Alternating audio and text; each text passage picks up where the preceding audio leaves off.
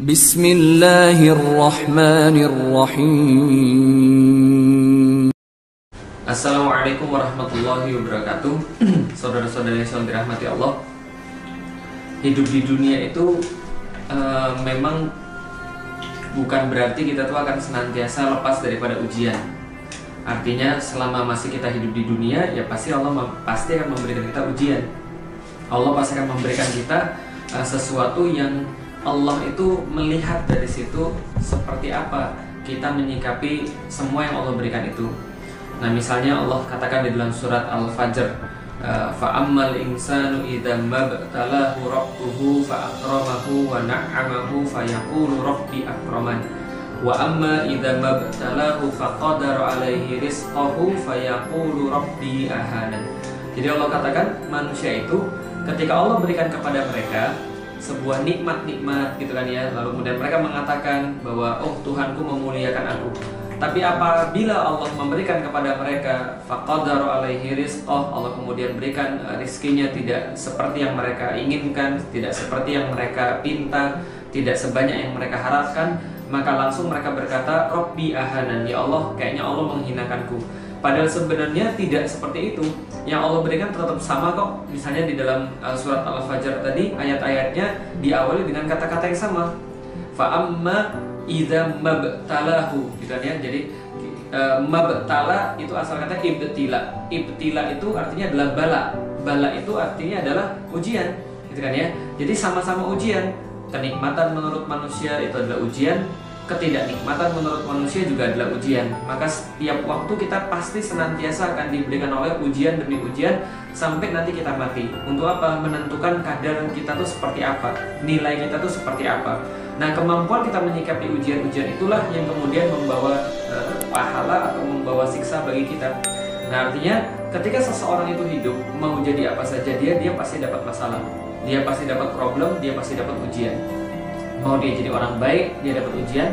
Dia jadi orang jahat, dia juga diuji. Dia nggak baik, nggak jahat, lebih banyak lagi ujiannya. Lah, antum mau pilih yang mana? Antum mau jadi orang baik, ya dapat ujian. Antum jadi orang jahat, iya dapat ujian. Tapi bedanya apa? Ujian-ujian orang baik, ketika dia diuji oleh Allah Subhanahu wa Ta'ala, maka Allah akan menyertakan kenikmatan di situ. Allah akan menyertakan kebaikan di situ. Allah akan menyertakan kebahagiaan ketika dia diuji itu. Walaupun dia sedih, walaupun dia sakit, walaupun dia merasa tersiksa, tapi masih ada kebaikan yang Allah beri di situ, masih ada kenikmatan yang Allah beri di situ. Tapi kalau antum berbuat maksiat, maka senikmat apapun ketika antum berbuat itu, maka seenak apapun ketika antum kemudian melaksanakan itu, pasti akan ada ketidaktenangan yang Allah berikan kepada orang itu. Lah, bukankah yang antum minta dalam hidup kan itu?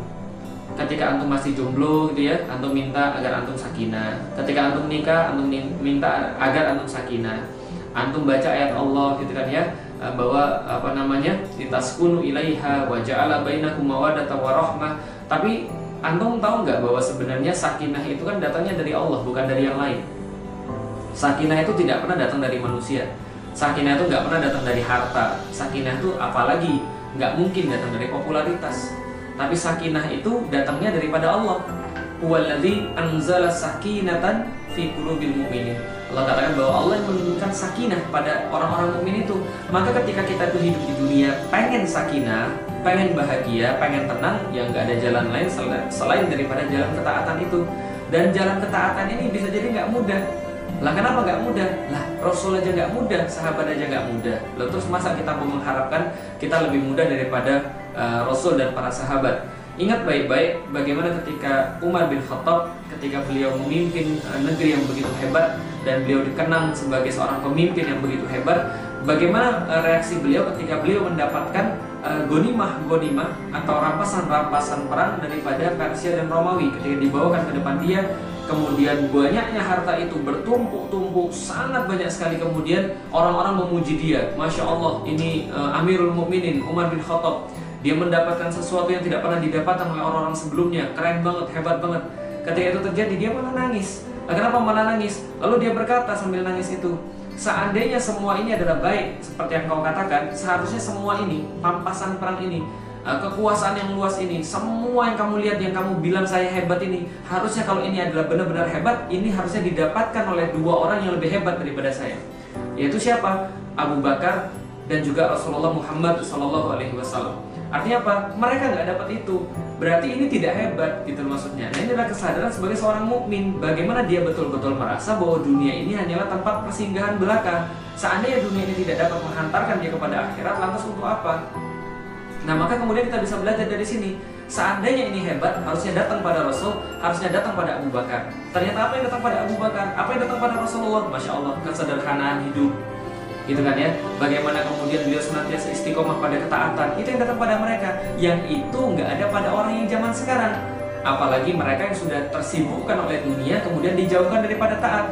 Maka beruntung antum-antum sekalian yang ketika Allah uji, ujian itu justru menjadikan antum taat. Antum memang mungkin nggak punya uang, tapi antum rajin ke masjid.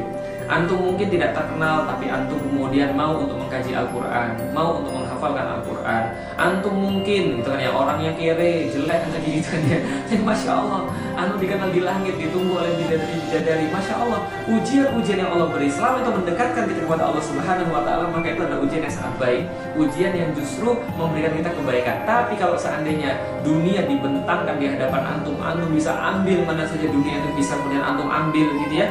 Tapi itu semua menjauhkan antum daripada Allah, menjauhkan antum daripada orang-orang yang beriman, menjauhkan antum daripada orang-orang yang baik. Untuk apa? Kalau sana itu baik sudah terjadi pada zamannya Allah, terjadi di zamannya Rasulullah, dan terjadi di zamannya Umar. Lah, tapi justru yang diberikan lapang-lapang dalam hal harta itu, yang diberikan kemudian dunia itu justru siapa? Korun, Fir'aun, itu yang diberikan. Lah, antum mau nyaingin Fir'aun, antum mau nyaingin Korun. Lah mereka aja sudah dapat lebih banyak daripada antum, terus nggak puas. Terus pas terakhir pas sudah mau mati, mereka mau syahadat, mereka mau bertaubat, tapi Allah kemudian tidak memberikan itu, Masya Allah. Maka ketika antum sudah diberikan jalan hijrah, saudaraku, teman-teman sekalian, insya Allah di jalan hijrah ini, ketika antum sudah ditunjukkan jalan hijrah itu, ambil. Ketika antum sudah ditunjukkan jalan hijrah itu, ayo jalan bareng-bareng. Sulit, iya, tapi kalau antum nggak jalan, lebih sulit lagi. Nah, bukan yang kemudian Allah sudah nyampaikan kepada kita, dan kita minta juga tiap waktu, kita minta pada Allah, ihdinas siratal mustaqim, siratal ladzina an'amta 'alaihim ghairil maghdubi 'alaihim waladdallin. Lalu kurang apa lagi kemudian contoh-contoh di dalam Al-Qur'an? Orang-orang yang menjauhi Allah dan bagaimana kesudahan mereka, orang-orang yang mendekati Allah dan bagaimana kesudahan mereka. Kalau sulit, insya Allah sulit itu ada akhir. Kapan? Mati, selesai. Nggak ada lagi yang lebih daripada mati. Nggak ada siksaan lebih daripada mati. Selesai ujungnya. Tapi yang nggak enak itu adalah apa? Coba lihat ya, ini hidup di dunia cuma sebentar. Disiksa di dunia, ada ujungnya mati. Tapi kalau seandainya kemudian kita di sini maksiat, itu ada matinya juga, ada ujungnya juga. Tapi nih, setelah matinya nggak terbatas ini. Lah, kalau seandainya dimuliakan nggak terbatas enak, kalau disiksa nggak terbatas, nah itu yang repot urusannya. Jadi bersabar sebentar, insya Allah jalan hijrah ini memang agak sulit, ya nggak apa-apa. Makanya antum dapat surga insya Allah dari Allah. Tapi kalau seandainya antum mengharapkan jalan yang mudah di dunia, enak, nikmat, senang, dunia dihamparkan pada antum seluas-luasnya, sehebat-hebatnya, tapi kemudian antum menjauhkan diri daripada Allah, antum dijauhkan daripada orang yang beriman, dijauhkan daripada ketaatan, untuk apa? Kalau Allah bisa, semoga kita diistiqomahkan dalam jalan hijrah, jalan ketaatan, dan jalan hijrah ini memang bisa jadi tidak mudah. Tapi ingat, orang baik mati, orang jahat juga mati. Ya, lebih baik mati baik daripada mati jahat.